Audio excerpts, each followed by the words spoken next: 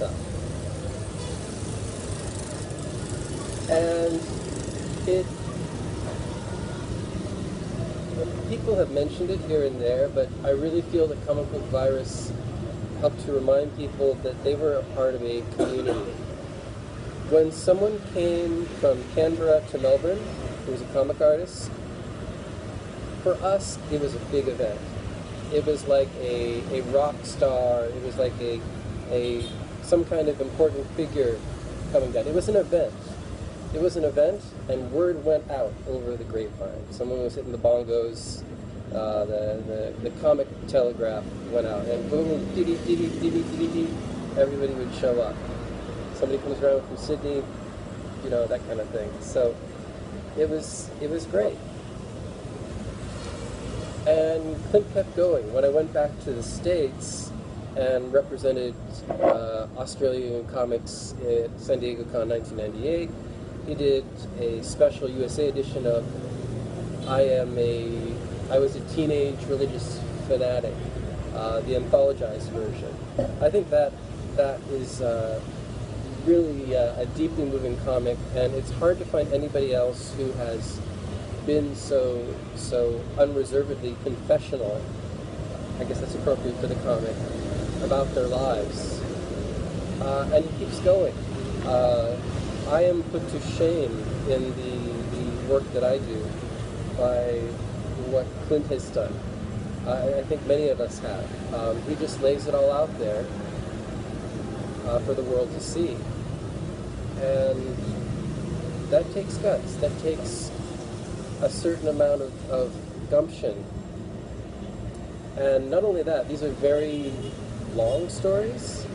So he's got a pencil and ink and sort it out, and then sort out the fallout as well when people read it and say, how dare you say such things. So, Viva Clint. In the States, I converted the format of Comic Book Virus, and we eventually got it sorted onto DVD. And he's recently re-edited it down to some smaller snippets that are the less embarrassing bits. He's got it all. He's got the dirt, so don't mess with Clint. He edited it down, and now it's available on YouTube. You have to remember, in 1994, the World Wide Web was mentioned in a tiny article in Wired. In 1996, Clint filmed Comic Book Virus. So the idea of this being online was just kind of like some kind of fantasy. We all had hopes for the internet, but I don't think many of us realized how it would impact our lives. Now I do comics online, and I do a fair bit of websites. I can't avoid doing websites. People bang on my door to ask me to do websites. Amber Carvan has done a fair bit of this as well. So a lot of the zine work we see from the past, a lot of the comics, I'm really very happy to see them get scanned in and have a second life on the web. And I'm really excited to see Clint's animation and his film work get a home on the web.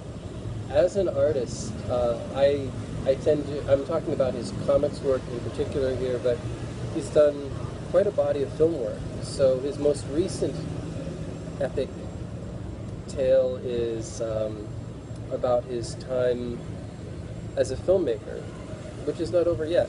He's an interdisciplinary artist. It would not surprise me if he took up conceptual art,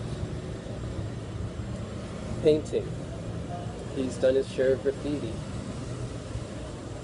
Nothing is going to hold him back. So,